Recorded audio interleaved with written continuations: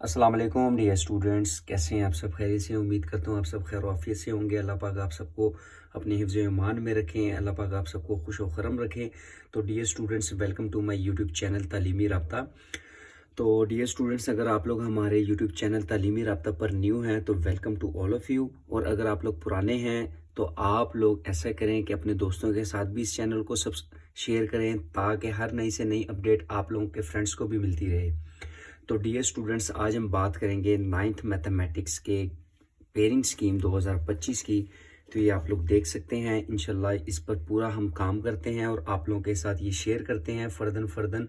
तो dear students, अगर आप लोग हमारे व्हाट्सएप ग्रुप में ऐड होना चाहते हैं तो 033540686665 यहाँ पर आप हमें मैसेज करें मैसेज करें। इंशाल्लाह इसका रिस्पॉन्स आप लोगों को उसी टाइम मिलेगा। और अगर आप लोग इस ग्रुप में ऐड होते हैं तो यहाँ पर आप लोगों को पेयरिंग स्कीम और इसके साथ साथ आप लोगों का डेली बेसिस पर टेस्ट सेशन लिया जा रहा है, ठीक है, सिर्फ और सिर्फ 300 चार्जेस में, ठीक है, जहाँ पर आप लोगों को गेस्ट पेपर, नोट्स और मटेरियल और इसके साथ साथ आप लोगों को प्रेजेंटेशन बताई जाएगी कि आपने पेपर को कैसे अटेम्प्ट करना है, ठीक है। डियर स्टूडेंट्स, अगर आप लोग सप्लीमेंट्री के स्टूडेंट हैं तो आप लोगों के लिए भी अलग से ग्रुप बनाए गए हैं, वहाँ पर आप लोग ऐड होकर इंशाल्लाह अच्छे नंबरों से कामयाब हो सकते हैं। तो डियर स्टूडेंट्स, अब हम बात करते हैं अपनी पेयरिंग स्कीम नाइन्थ की 2025 में, जिसके अकॉर्डिंग आप लोगों का पेपर बनकर आएगा।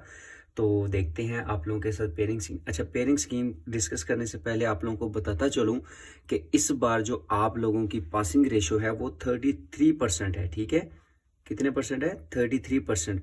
और जो 40% है वो इंशाल्लाह इम्प्लीमेंट होगी 2026 से इम्प्लीमेंट होगी, ठीक है। 2025 में दोबारा इनका नोटिफिकेशन आया है गवर्नमेंट की पॉलिसी का, एजुकेशन डिपार्टमेंट का। 2025 में भी 33% वाला स्टूडेंट पास होगा। तो क्वेश्चन नंबर 1 जो है आपका वो मल्टीपल चॉइस क्वेश्चंस पर होगा, जो कि 15 एमसीक्यूज होंगे। और वो कहाँ से आएंगे ये आप लोगों के सामने देख सकते हैं। चैप्टर नंबर 1, 2, 4, 6 और 17, इनमें से दो एमसीक्यूज आएंगे।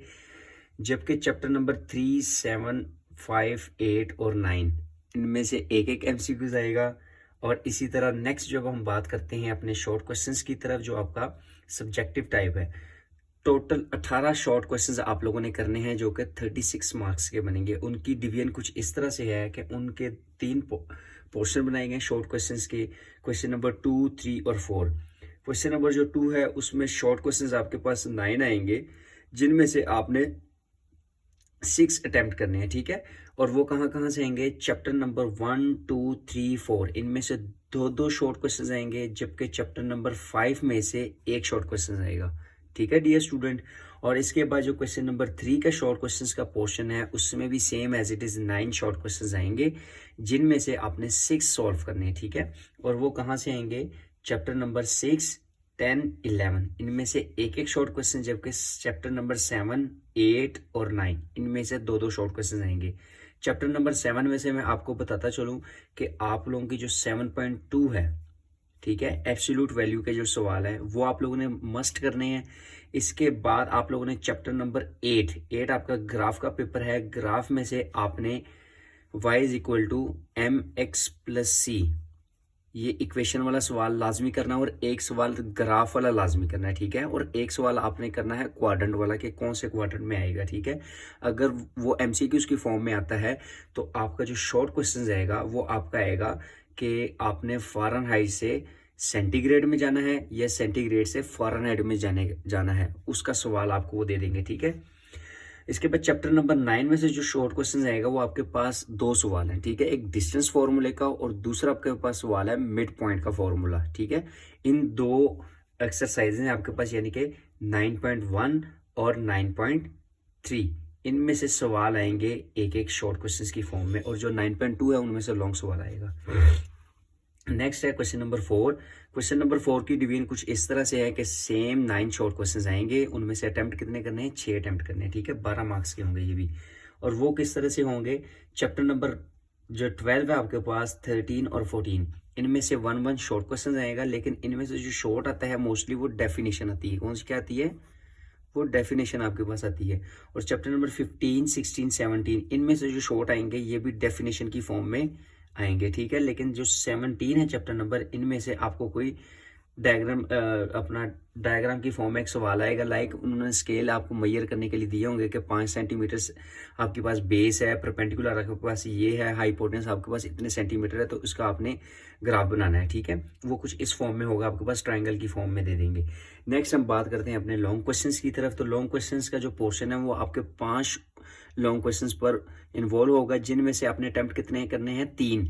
और 3 में से जो आपके पास 5 लॉन्ग क्वेश्चंस होंगे, इनमें से एक सवाल आपका कंपलसरी, और वो कौन सा है आपका क्वेश्चन नंबर 9, जो कि थ्योरम होगा। और वो थ्योरम कहाँ से आना है, चैप्टर नंबर 12 और चैप्टर नंबर 16, इनमें से एक थ्योरम लाजमी आएगा, ठीक है। लेकिन देखा जाए आसान थ्योरम जो है वो चैप्टर नंबर आपके पास 16 की हैं, आसान से आसान थ्योरम आपके चैप्टर 16 की हैं, ठीक है। वो आप इजीली कर लेंगे, एक दूसरे का वो इन्वर्स है। तो जो क्वेश्चन नंबर 5 है वो आपका आएगा चैप्टर नंबर 1, 2 में से। चैप्टर नंबर 1 में से आपका सवाल आएगा ए पार्ट, वो आपको पता है कौन सी एक्सरसाइज में से आएगा, 1.6 में से आएगा, या तो क्रैमर रूल आएगा या फिर आपके पास इन्वर्स मेथड है, उन दोनों में से एक सवाल आएगा।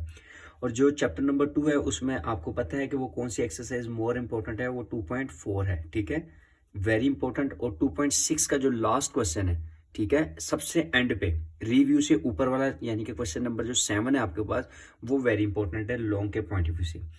इसके बाद हम बात करेंगे क्वेश्चन नंबर 6 की। 6 में भी 2 पोर्शन आएंगे, ए और बी की फॉर्म में, और वो कौन कौन से चैप्टर से आएगा, चैप्टर नंबर 3 और चैप्टर नंबर 4। चैप्टर नंबर 3 में से आपको बताता चलूँ 3.4 लॉग थ्योरम, ठीक है, लोगरिथम के जदूल को इस्तेमाल करते हुए सवाल को आपने सॉल्व करना है, ठीक है, लॉग टेबल के थ्रू। और चैप्टर नंबर 4 जो है इसमें से 4.2 लॉग के पॉइंट ऑफ व्यू से वेरी इंपॉर्टेंट, ठीक है, अलजेब्रिक एक्सप्रेशन, जिसमें आपने अलजेब्रिक फार्मूला को अप्लाई करते हुए अपने क्वेश्चंस को सॉल्व करना है, ठीक है, यानी कि a प्लस बी का whole square is equal to a square plus B square plus 2ab, या a cube plus B cube plus 3ab into a minus B, sorry a plus B is equal to a plus B का whole cube, ठीक है dear student. इस तरह के formulas वाले सवाल हैं वो आपके पास हैं, और वो लाजमी कीजिएगा, क्योंकि वो 4.2 में से उसके ज़्यादा से ज़्यादा चांसेस होते हैं लॉन्ग क्वेश्चंस बनकर आने के। नेक्स्ट हम बात करते हैं क्वेश्चन नंबर 7 की। तो 7 में भी 2 पार्ट हैं, ए और बी की फॉर्म में, और वो कहाँ से आएंगे, चैप्टर नंबर 5 और चैप्टर नंबर 6। चैप्टर नंबर 5 आपको पता है कि वो कौन सा चैप्टर है, वो भी आपके पास अलजेब्रिक का चैप्टर है, ठीक है, फैक्टराइजेशन का। तो इसमें जो इंपॉर्टेंट सवाल है वो आपके पास है 5.3 का, ठीक है, जिसमें आपने बताना है कि ये फैक्टर है इस पॉलिनोमियल का या फैक्टर नहीं है, ठीक है। अगर 0 के इक्वल आपका आंसर आता है तो वो फैक्टर है, और अगर 0 के बराबर नहीं आता तो वो फैक्टर नहीं है। और इसके बाद चैप्टर नंबर 6 की हम बात करें तो ये आपके पास एलसीएम और एचसीएफ का सवाल है, जिसमें आपके पास इसमें से जो लॉन्ग आएगा वो ज़्यादातर चांसेस होते हैं डिवीजन वाले सवाल के, ठीक है, कि आपने एचसीएफ या एलसीएम बाय डिवीजन सॉल्व करके फाइंड आउट करना है उसके फैक्टर्स को। और इसी तरह हम बात करते हैं क्वेश्चन नंबर 8 की। तो उसके भी 2 पार्ट्स हैं, ए और बी, चैप्टर नंबर 7 और चैप्टर नंबर 17 में से आएगा, ठीक है। चैप्टर नंबर 7 आपको पता है कि सिंपल चैप्टर है अलजेब्रिक इक्वेशन का, ठीक है, लीनियर इक्वेशन इन इक्वालिटीज़ का। उसमें आपको पता है कि 7.1 और 7.3 में से ज़्यादा चांसेस होते हैं लॉन्ग के, क्योंकि 7.2 में से सिर्फ शॉर्ट बनकर आता है। तो वो आप लोग देख लीजिएगा, अगर आप लोगों को चैप्टर नंबर 17 आता है तो उसको पेयर बना लें, अदरवाइज करने की ज़रूरत नहीं। सिर्फ इसमें से एब्सोल्यूट वैल्यूज़ वाले और अपना जो है सवाल इन इक्वालिटीज़ वाले सवाल वो लाजमी कर लीजिएगा शॉर्ट के पॉइंट ऑफ व्यू से।